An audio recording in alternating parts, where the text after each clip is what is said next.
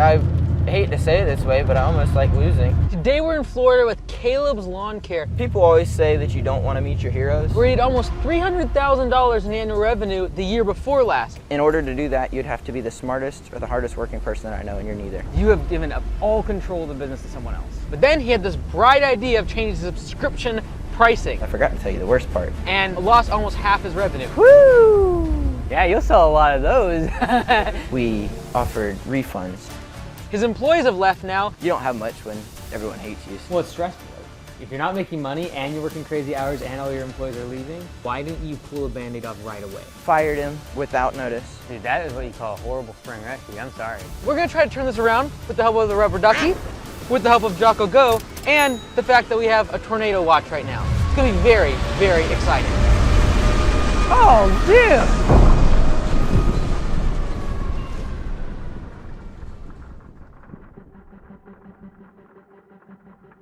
How you doing? What's up, Caleb? How you doing, man? Doing pretty good. Good, man. So I hear we have a tornado warning. Do we really? Yeah, dude. Severe warning. That's totally my luck. What's your name? Robin. Robin. Good to meet you, man.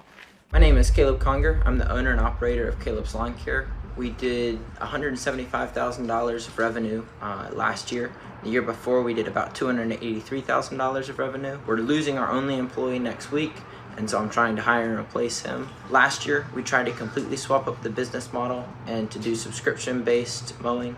That didn't work, and so we're kind of restarting the business from scratch this year. We got that mower recently used. This is my first truck, and then I started thinking that I was a car mechanic. So I got a bunch of junk trucks trying to not have to spend as much money. Yeah. Got this trailer because we had a bigger trailer, and I was trying to kind of move towards the ramps. We were doing a bunch of projects. Right. And so through doing the projects, we had trailers that weren't meant for hauling sod and stuff like that, but they were the size to be able to do it. Right. And so by cutting out that equipment, it kind of forced me not to do the Project. unsafe things. Yeah. Okay, So, cool. and then These are cool, having the This is the other truck. side ramp so you can get the mower out front. yeah, Yeah, these are cool. That was another thing that came with it that we'll use if we're doing like mulch or something. Yeah. We can kind of park and not spill as much. Did you have to paint it blue, or did it already I come painted blue? it. Oh, that's So cool. I painted the trucks and all of Nice. it. Sweet. And then do we you have a just got- couple units, or just the one down here? Just or? one. Sweet. And then we rent parking places here as well, over there on the side. Got it. And so we could just park them here overnight. And then What I does take that them. run you per month? It's $283 for all of them. Oh, for all so of then, them? however that adds up for the unit is right at 200, and then the parking spots are Oh, that's both not bad. about 100. Let's go. In the past, I've tried to grow this location. My goal's always been to get to 1 or 2 million for this location. I'm almost aiming more for like what you do with your smaller locations, like 300,000, and Yeah. then just have A few of those. I don't want to say satellite locations, but have like a bunch of smaller locations kind of paired together. The reason being I can have less management heavy. That's my target right now. But all that to say, in the past, I've either overhired or underhired on the way to trying to get to that 1 or 2 million. I wasn't allowed to hire anybody that I didn't know. And so that rule was made by my mom in an attempt to kind of keep me from growing the business more than what I could handle and kind of pushing that capacity and stressing myself out. And so I went to everyone I knew and hired 15 people within a 2-week period. Just kind of pushing those boundaries that probably shouldn't have been pushed. So when did you start? Which year? I don't know for Like sure. 4 years This ago? is year 5. Okay. So give me kind of like the revenue breakdown, like for each year, So approximately. we started out, I know the first year we made 3, Okay. and that was 300,000? 3,000. 3,000. Got So it. that was me towing a trailer around by a lawnmower. Let's go. The second year we made 10, third year we made 30, fourth year we made 283, fifth year, which was last year, we made 175.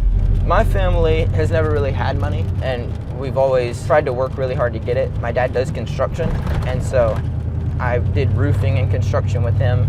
Even while I was part-time doing lawn care, I was still working with him. Probably a 4-year period, I was working with him full-time during the summer, and then not full-time during the school year, but as much as I possibly could get ahead on. I never really had any friend groups or anything like that that I strived for. I heard a saying a long time ago that was, you become who you hang out with, and I didn't really want to become anyone that I looked around and saw. And so I've always enjoyed working and just kind of trying to find the work ethic aspect. Got it. And the drop there is because you say you try to move everyone to subscription and just like a ton of cancellations, or was it just like you couldn't sell anything? We sold and got customers, we couldn't perform the work.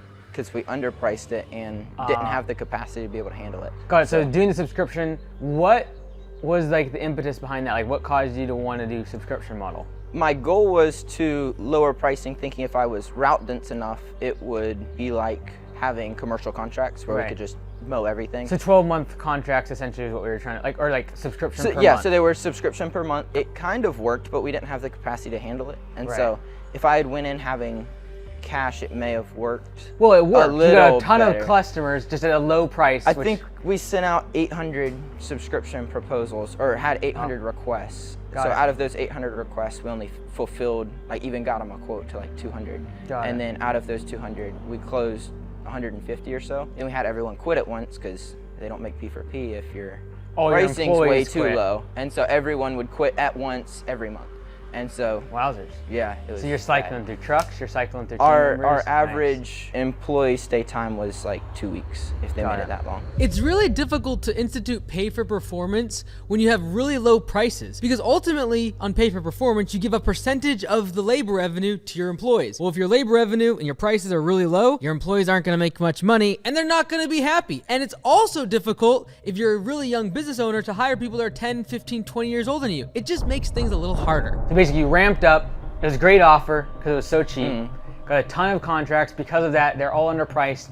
The guys can't make any money on pay for performance. Basically. And then, so they just leave because they think it's a scam. Basically everything, like we went into it not having the equipment to handle it, so then if they don't have the equipment, they can't perform the job quickly. If they can't do the job quickly, then Stuff if is we're priced so breaking low that they down. have to do it quickly, we can't do a good job, and so it just gets where, Cascading effect. yeah, yellow slips. And so what'd you do? Did you have to like clear out a bunch of those customers then? Because you're like, hey, we can't even service you? Well, we had, I think 22 or 23,000 a month in revenue from subscriptions going into winter. Okay. And so going into winter, I was just kind of like, this is too, which I shouldn't have done it at that time. Yeah. It wasn't wise, but I raised everyone by 50 a month, Okay. and we dropped down to like 6,000 a month in revenue. Whoa, So we cut, I think we had 175 subscriptions, so we were doing 40 or 50 lawns a day, and everyone had just quit, so it was just me, and I was kind of, had to cut. I have to cut down to something manageable. Yeah. And so we sent out and said, we're raising by $50 a month, and I did it terribly. I did it like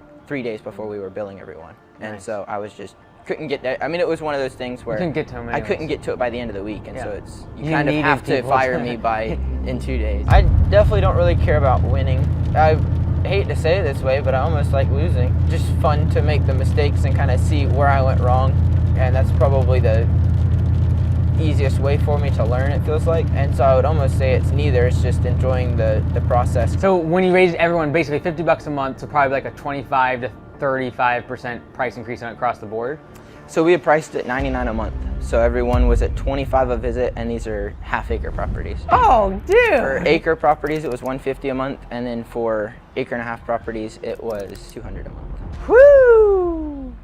Yeah, you'll sell a lot of those. Recipe to lose money. You'll sell yourself right into. Ooh, What's dude. terrible is I blew so much money on marketing too. Really? Like I shouldn't have had to. So this which- is last spring. last spring. So Brutal. going into last spring, I think we spent 10 or 15,000 on marketing $25 cut yards with inefficient employees. Look, if your prices are the absolute bottom of the barrel, you shouldn't have to do a whole lot of marketing in order to be able to get new customers. To spend $10,000 to $15,000 on marketing, that's a lot. Especially if your customer acquisition cost is really, really high and you're spending all this money on ads and then your prices are really, really low. That's a problem because it could take months, if not years, to just recoup the cost of your customer acquisition, the money you spent on just getting the customer. The main thing was at the end of the year, we started getting Facebook posts, just basically people like, Ragging on you. yeah, it wasn't just my dumb decisions that made it miserable. Yeah. But like we had one guy that was working, and he posted on Facebook and said that we had fired him without notice, and so he couldn't feed his. And that was like the one guy that I was making sure to kind of treat right, making sure that everything went well for him. Yeah. And so I was, because he turned in his notice, and I texted him and said, I've got your back for life. Anything you need, let me know. And then the next thing I see is a Facebook post by his girlfriend with him posting saying, he kicked me to the curb and didn't pay. And I was like, dude, like, just because everyone else has quit, I'm like, you're kind of all I got. Like, Yeah. you don't have much when everyone hates you. So it's Yeah. like, dude. I would say you kind of have to disconnect from a lot of the people aspect. So starting out, my only friends were people who worked for me. And so if someone quits, it kind of feels like they're quitting a relationship. And so viewing it as if someone quits, it doesn't mean that you failed them or that they failed you, and they're just moving on. A lot of times it was just a mutual parting that on my end I didn't view as very mutual. I was low on cash, and so I can't do anything. I'm kind of just gridlocked. Yeah. And so we didn't have the cash to be able to pay people on time or efficiently. And so when you can't pay someone on time, they're gonna quit. And when someone quits and you have a new person in the first day, you say you have 50 yards and it's me and you. And by the way, all the customers hate us because we're 2 weeks late, and so it just compounds. Dude, that is what you call a horrible spring rush, dude. I'm sorry. It was all year too. So, okay, so break it down. But so you do that like first thing in the spring. When did you realize, okay, I've dug myself in this massive hole of tons of underpaying customers? I realized right away, and I'm so stubborn I wouldn't give up. Really? So what was like, what motivated you to do the really low price thing? Just like, okay, I just want to scale really quickly? Or was it like, you're like, someone else did it? I'm way too impulsive, and so I'm trying to, So you had a good dream, you had a dream, and you're like, let's go. Well, it started 2 or 3 years ago. I said I wanted to go from 17,000 or something in revenue, and I told someone that I wanted to go to 100,000. And they said in order to do that, you'd have to be the smartest or the hardest working person that I know, and you're neither. So there's someone that I've been interested in since I was probably 8 years old, and I think that's kind of why I've committed down and just focused on only doing this, is because I committed when I was 8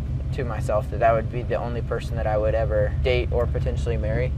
And so from doing that, if they're not really interested in having a relationship, all I would really have left is work. And so I think it almost turned into a negative addiction of working just because I had nothing else to do. And so I think having a social life will probably be a good thing instead of just working all the time. And that just ticked me off. And so I was like, yeah, okay. And so we went and made 283.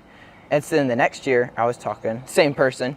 And I was who is this person? Kick them to the curb, dude. I was kind of asking what it would take to impress them. And they're like, you couldn't make 2 million.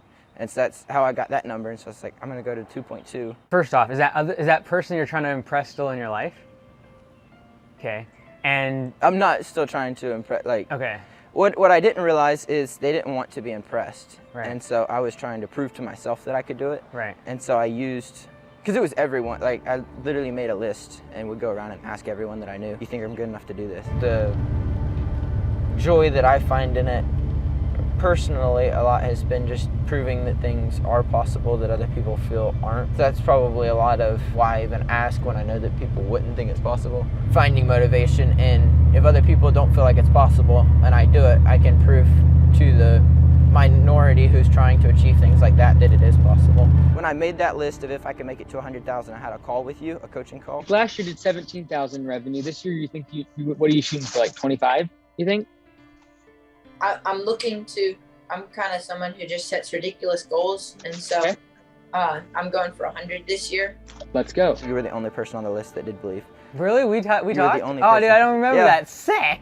My voice was even higher, believe it or not. So it was. How old are I you watched now? back 17. Let's go, dude. Good job. I watched it back and I was like, that's awful. How did you listen to that? That's funny. It's pretty cool to be able to look back a few years ago and see just how much Caleb has grown since our call that we had together. And honestly, it's one of the most fulfilling things as an entrepreneur to be able to have people that are coming behind you and trying to learn underneath you and be able to give them information that hopefully saves them from all the pain that you had to go through. I remember what it was like building a business. I started mowing grass when I was 11, 18, starting a business. It's not easy. And so to be able to see him just grow, no, everything hasn't gone perfectly since the call, but just to be able to see him expand himself and constantly pushing to become better, that's pretty cool. Hey, if you have a chip on your shoulder, feed it. That's fine. It'll only take you so far though, and what you want to be careful is it makes you irrational. And so what I would recommend is, like, outside of everyone else's doubts about you, trying to figure out a mission beyond that. Because let's say you hit 2.2 million,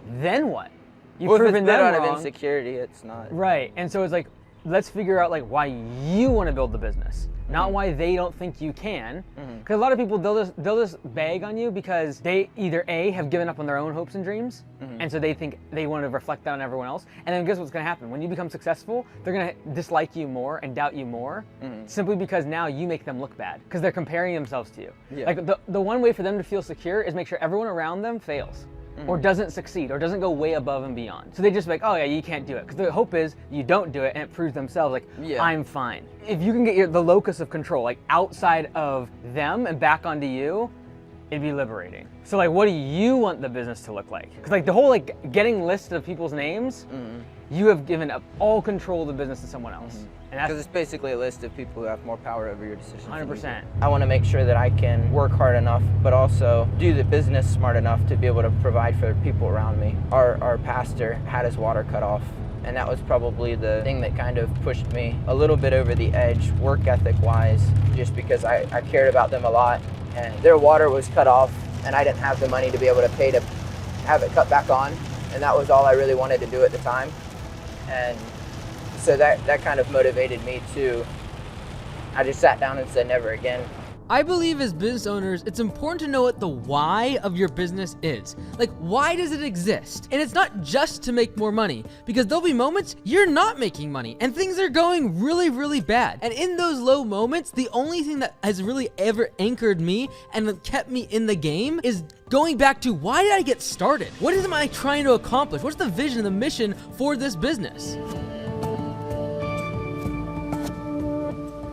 All right, and so going into this year, assuming that we still get a bunch of leads, like I'm assuming, are we switching away from subscription model, or are you just raising your prices dramatically? We already cut subscriptions. Got it. Did you ever play with the idea of just raising prices and keeping subscriptions? Because like you're able to obviously sell them, and I know in this market, it's you can sell subscription-based pricing. The only way that we sold them really though was on the cost. Really? And so raising the cost, we Lost all of them. went from 25 to like 35 a week, Yeah. and just that $10 jump everything pretty well. Well, you're attracting like the lowest. It's type the of lowest client. of the lowest customers. You get the lowest of the lowest workers if you're working as much as you possibly can for as little as you could possibly make. Yeah. And so it's just an ongoing lowering standards basically. With the subscriptions, not only were we mow, edge, weed eat, and blow, plus we're gonna pick up sticks, bag leaves, and so that was included too.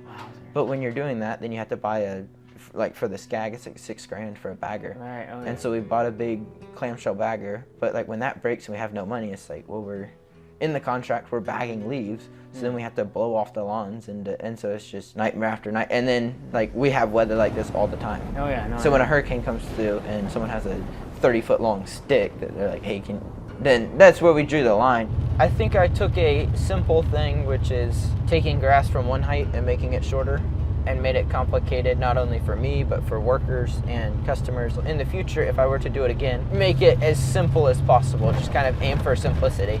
So every time that someone shows up, they know exactly what they're doing. They're just kind of ready to face the job instead of wondering, does it need mowed this week? Or just because all of the service was as needed. I forgot to tell you the worst part. We offered refunds, and I told them if you don't like the way that my hair looks, ask for a refund. For whatever reason, kind of thing. They did. Because normally how that would work is that was our offer. I read Alex Hormozi's book. That's Yeah. actually kind of what started it. Yeah. So I built this offer in this package, but it didn't work because I priced well, it it wrong. worked because no one could refuse it. It was so good. It was, couldn't and get so any money. looking at exactly. So out of the 175,000 that we made last year, that's not including refunds. 60% of what we made last year was refunded. 60. 60%. So close to $200,000 in refunds, basically, and that's for work that was performed. One thing that's interesting to think about, when you're doing really low prices, if you're on that race to the bottom, one of the problems is you attract the wrong type of customer. The type of customer that asks for refunds over the dumbest stuff. The type of person that asks for a refund even when you do a great job. That's why a lot of times just having a higher price attracts a premium customer. So that's why, in my opinion, we as business owners in the home service industries should be focused on a premium service, attracting premium customers for a premium price. So once you knew though that your pricing was too low, like why didn't you pull a Band-Aid off right away? Why did you keep going? Because I kind of went into it with the basis of it being too low. So my original goal was we'll build these subscriptions and get almost like full neighborhoods of just large contracts. Yeah. Like to almost build our own HOA. Just tons of lawns, like make up for it in volume. And make up for it in volume. But then my goal was to raise prices once we had done that. And so I thought if we were the cheapest, we'd kind of drive out all the competition, get all of the properties, and kind of monopolize everything. Then once we had monopolized, we could raise prices. Sometimes we as business owners, under the guise of trying to take market share and take over the market, we just do really low prices. And the expectation and the thought process, well, I'll go really low prices, I'll get all the customers, and then I'll raise the prices later on. And that works for a lot of big companies. And that's why we always want to say we want to be the Amazon or the Walmart and go into these areas and just get tons of market share. All of those companies are huge. All of those companies are backed by Wall Street and a bunch of investors that are willing to lose billions of dollars for years. We as small business owners, we need to be profitable very quickly. But when you raise prices on people that you're mowing their grass at 11 p.m., they might not like it. Especially if you haven't shown up for 2 weeks and every time that someone comes, it's a different person.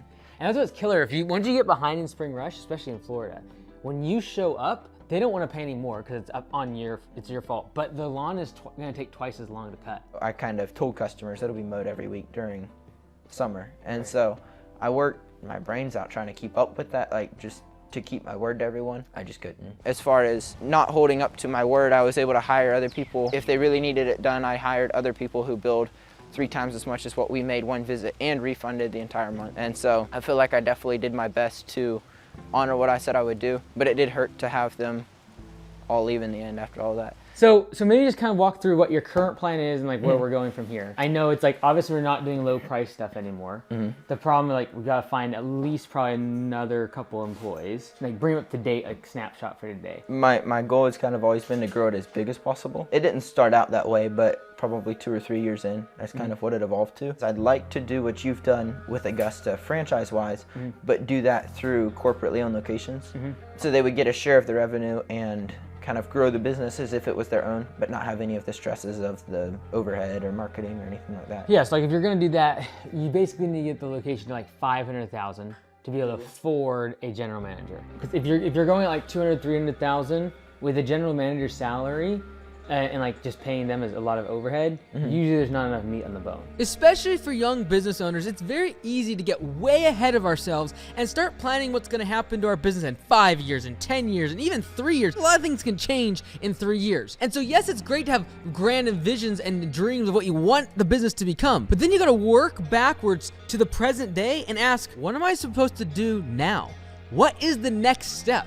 That's really the main focus that we should be really spending our time and energy on, is like, what's the next most important thing for my business? And I actually create a tool for you completely free that you can use as a download. Go to lawncaremedia.com/plan and you can actually fill out your 3-year vision map. And a lot of people, they nail this one.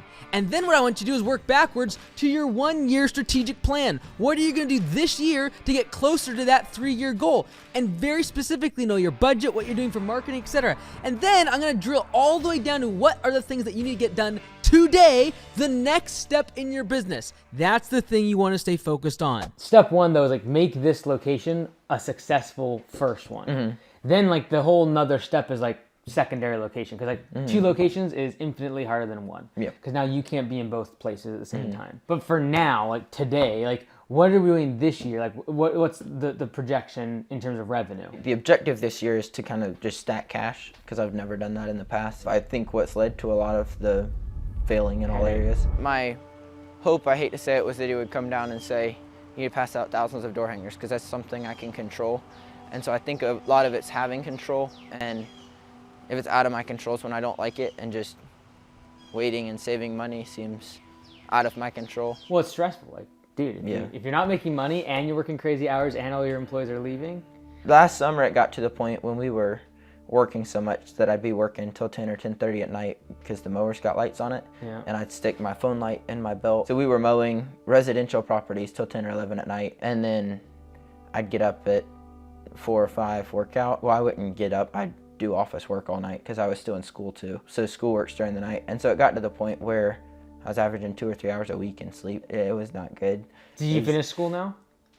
I'm still in it. You're still in school. So I do it during the night, but got it. Still oh, because you're home. You're doing it at home. Homeschooled. Yes, Let's sir. go. All right. So that makes it easier. Yeah. I was gonna say, how did you pull that off? A lot of entrepreneurs and business owners have massive aspirations of what they want their business to become. Most are not willing to sacrifice what is necessary to actually attain and reach those goals. I can tell that Caleb absolutely is willing to sacrifice, work crazy hours, and put his body through somewhat of a hell to be able to reach his goals. And that's extremely admirable. I can't blame him for that. I know it's like to be young, hungry, and wanting to get out of your current situation. And the only way you see, the only path you see to make that happen is through massive amounts of action, working, grinding, and hustling. As an entrepreneur matures, it is required to start working on the business instead of in the business. Because otherwise, if you're just constantly working in the business and working harder and harder and harder, as you begin to grow, you eventually run out of the 24 hours in the day. I believe Caleb can make that transition if he constantly changes himself and improves his margins and his profits, so he's not always having to work in the business. In terms of like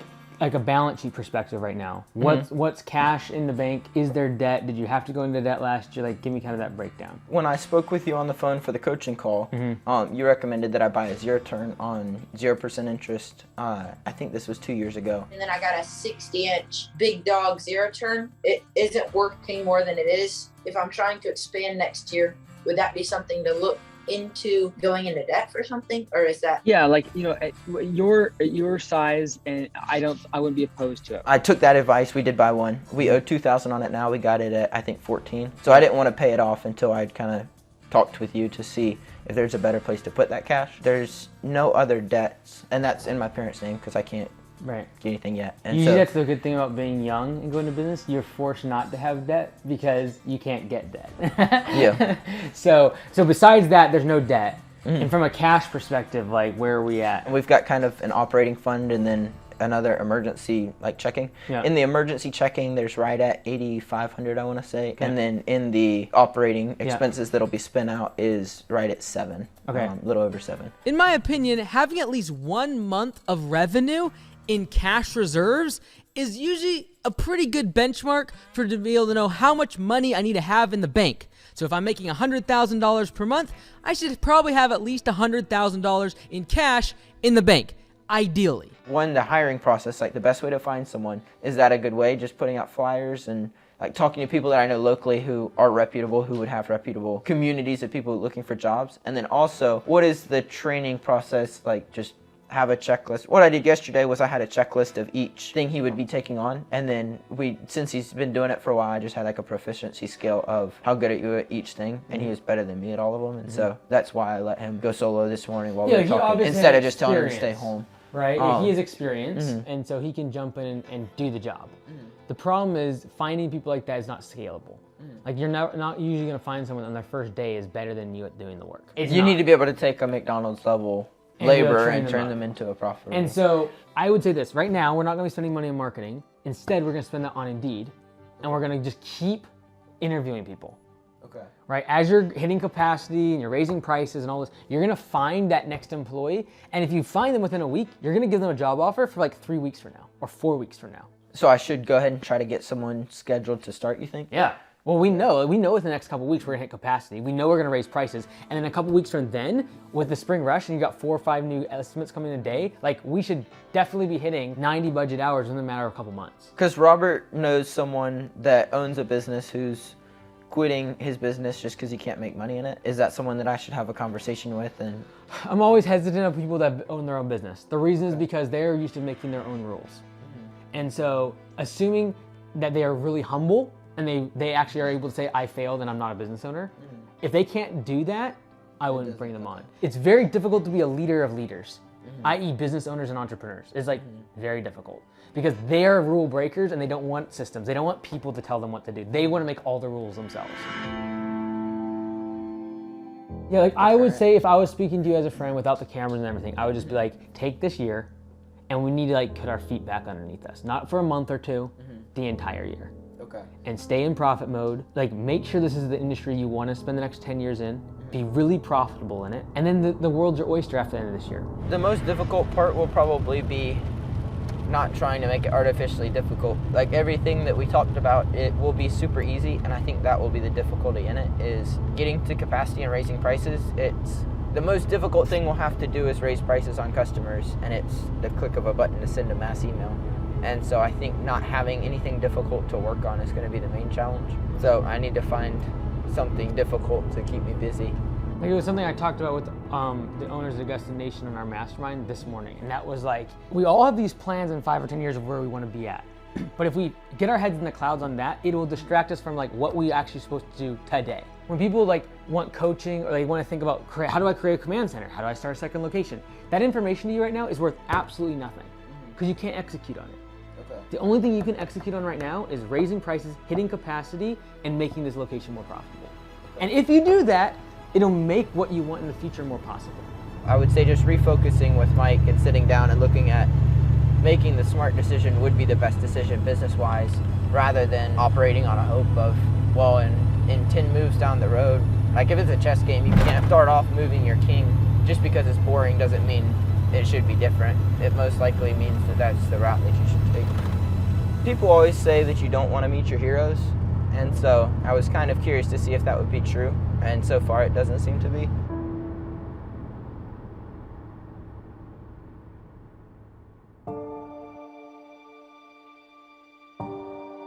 Seems to be going really well. The biggest thing that I took away from my coming was just stepping back and not really pushing so hard. I've been kind of easing off for the last month or so, and it's been really nice. We've been getting regular, consistent customer flow, been getting good leads. We're raising prices on everything, and so we're still taking on customers, still booking up the schedule, and it's not near as stressful without all the made-up limits, basically. Naturally gaining customers, not spending a bunch of money on ads, not blowing money on us, unnecessary things, and so it seems to be going well so far. I've been working since I was probably 14 years old, close to full time, and so I've always put any extra time into work and never really done too many social activities at all, and so just kind of stepping back from that some and having more of a social life has been really nice, and so I could definitely tell it's making a big difference and having a lot more time for things.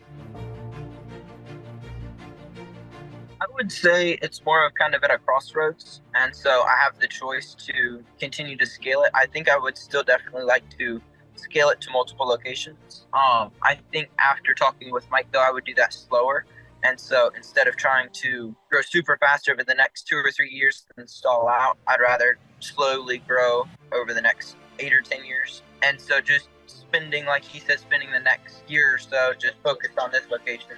And then after that, deciding if we want to keep scaling quickly or kind of slow down. Over the last month, with me stepping back some, we've actually scaled revenue. And so we've made more last month in recurring revenue by about 40% than any other month so far. Just making more money and having a lot more time has been really nice. I think with me being so sleep deprived all the time, it makes it where I was making poor decisions and it was costing us a lot more than what I realized. And so it made things a lot more difficult. I think this year we're probably looking at 400,000 to 500,000 is what it's looking like.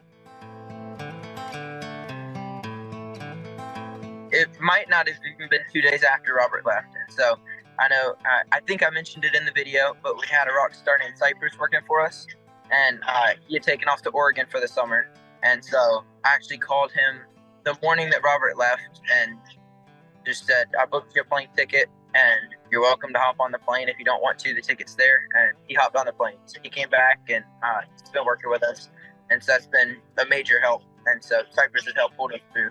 I think I called him Thursday and he was here by Saturday. And so I drove 4 or 5 hours to go pick him up from the airport. Flew from Oregon to Georgia. And so that's been a huge help.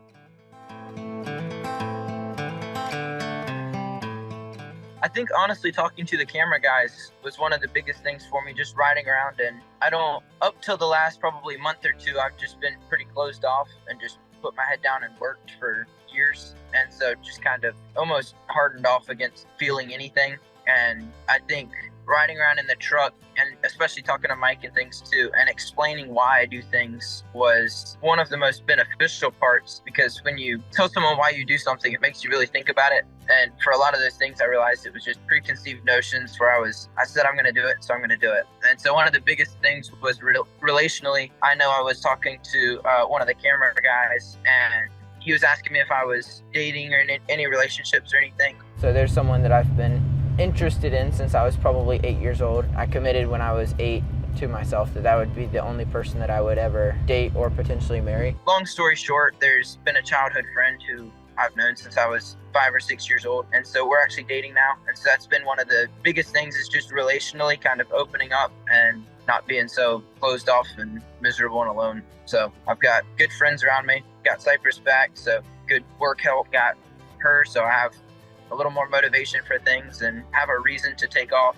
And so that's kind of the biggest thing, is having more motivation rather than just work and make money. And it's made it where we make more money in the process too. So it's been pretty awesome.